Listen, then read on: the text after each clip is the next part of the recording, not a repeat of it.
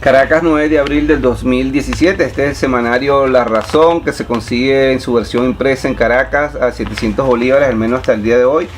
Aquí le doy lectura a la columna Rao de Sombra, que firma el periodista Manuel Malaver. Un indocumentado acorralado sigue reprimiendo al pueblo para sobrevivir.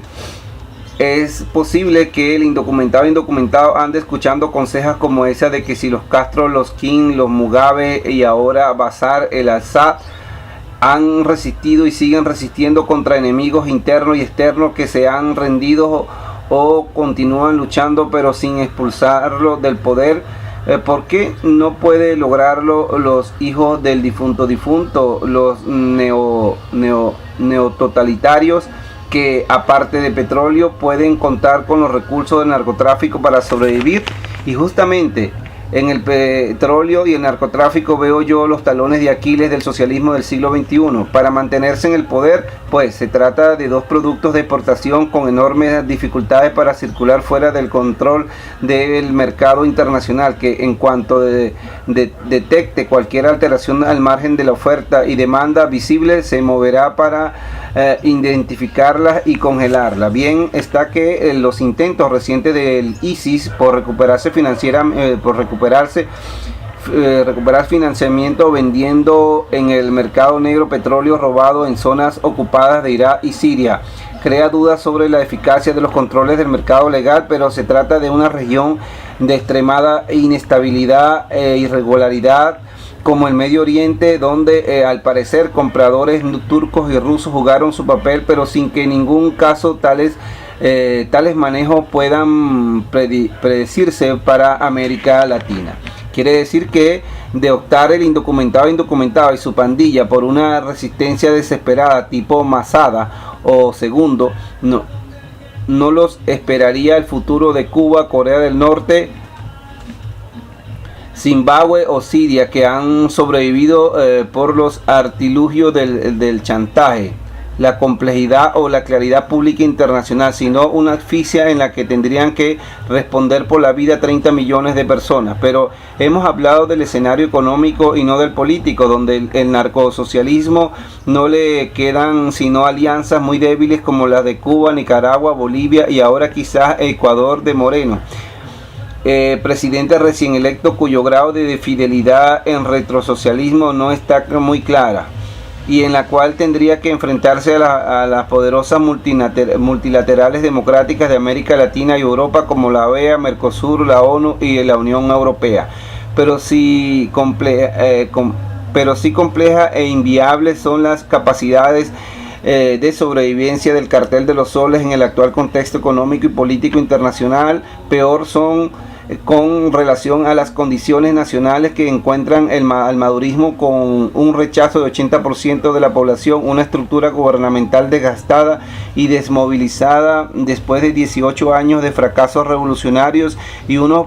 partidos oficiales u oficialistas en franca decadencia ideológica, política y organizativa y sin razones aparentes para arriesgar nada por la banda de delincuentes más rapaz que ha conocido Venezuela en toda su historia. Una incógnita muy importante a despejar por el contexto es la naturaleza del compromiso que parte o la totalidad de la Fuerza Armada Nacional mantiene con el régimen, pues aunque sabemos que su apresto operacional está muy deteriorado, no puede negarse que sus cañones simbólicos podrían jugar un enorme papel, bien para solucionar la crisis zafándose de la dictadura o para sostenerla hasta el tiempo en que decidan enterrarse juntos. A este respecto, las informaciones disponibles hablan de una Fuerza Armada mayoritariamente democrática, pero con sus capacidades de fuego reducidas a algunos cuarteles, divisiones, batallones y unidades controlados por oficiales fieles al castrochavismo que no dudarían en emplearlos contra el pueblo y los militares que se rebelen. Fue un objetivo que el difunto se trazó desde los primeros años que se desempeñó como presidente de la República y que, si no buscaba desaparecer a la Fuerza Armada Nacional profesional y apolítica como un todo, sí se propuso aplastar sus capacidades de respuesta si no estaban bajo el control de sus hombres de confianza, y así la Fuerza Armada Nacional como institución solo conservó su apariencia mientras como de realidad era tomada por chavistas, cubanos, iraníes y hasta chinos. Por eso hay quien dude que la Fuerza Armada Nacional esté en capacidad de ejecutar un golpe bien a favor del indocumentado o a favor de la oposición, por lo que se mantendrá al margen de la actual confrontación que juzga eminentemente política y en ningún caso precisando de apoyo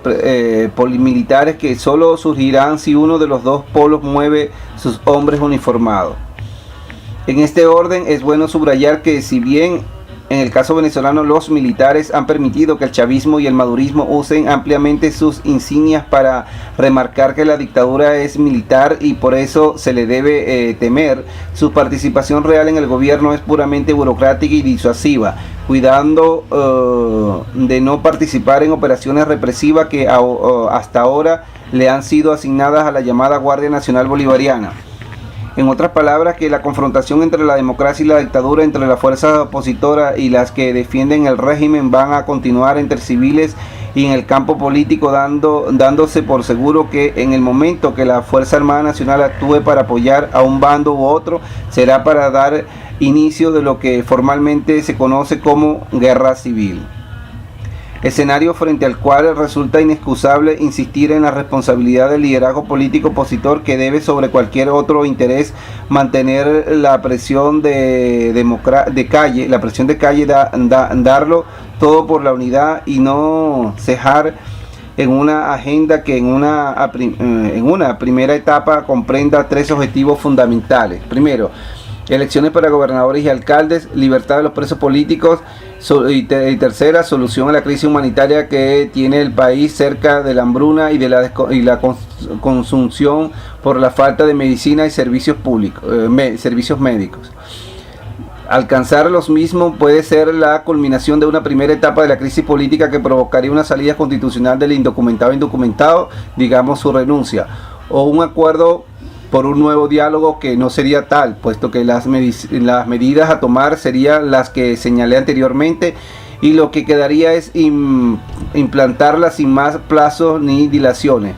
Sé que esta es una propuesta de las menos aceptables entre los sectores radicales de la oposición, pero hay que convenir que la crisis actual es particularmente compleja, que podría no admitir en sus inicios una solución total, sino parcial, pero dirigida a que después de esta etapa más o menos cortas desemboque en la renuncia o desplazamiento del indocumentado. Si no, están las elecciones para gobernadores y alcaldes este mismo año y las presidenciales para el próximo, cuya ruta sería sostenible una vez que cumplan los tres pasos señalados en párrafos anteriores,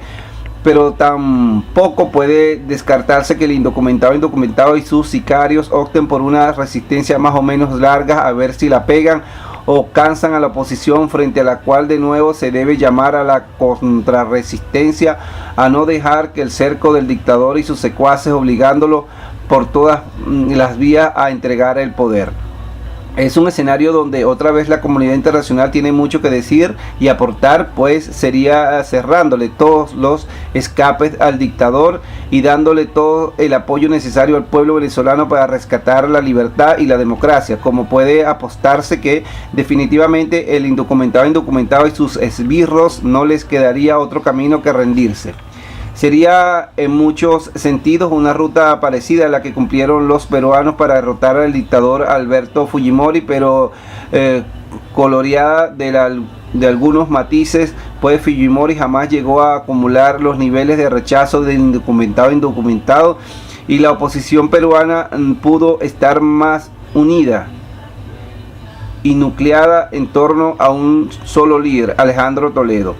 Reto finalmente al cual se han estrellado todos los esfuerzos de los líderes democráticos venezolanos, que saben que sin unidad es difícil avanzar y sin un líder mucho menos. Pero es una característica casi biogenética de la nación venezolana, que solo por la vía de la decepción conoce el primus inter pares y requiere de enormes esfuerzos para que un líder se imponga por el solo poder de su grandeza. Bolívar lo logró, Páez también, Betancourt igual, porque caudillos y dictadores hemos tenido mucho. Guzmán Blanco, Cipriano Castro, Juan Vicente Gómez, Marcos Pérez Jiménez, el difunto, pero líderes democráticos solo los mencionados al comienzo del párrafo. Será la asignatura sin la cual derrotaremos al indocumentado, pero lo lograremos. Amén. Hasta aquí la columna Raúl de Sombra que firma el periodista Manuel Malavera y publica el semanario La Razón, su versión impresa de este domingo 9 de abril del 2017 y que lee este servidor Joel Caigua y también para ser publicado en Periodismo.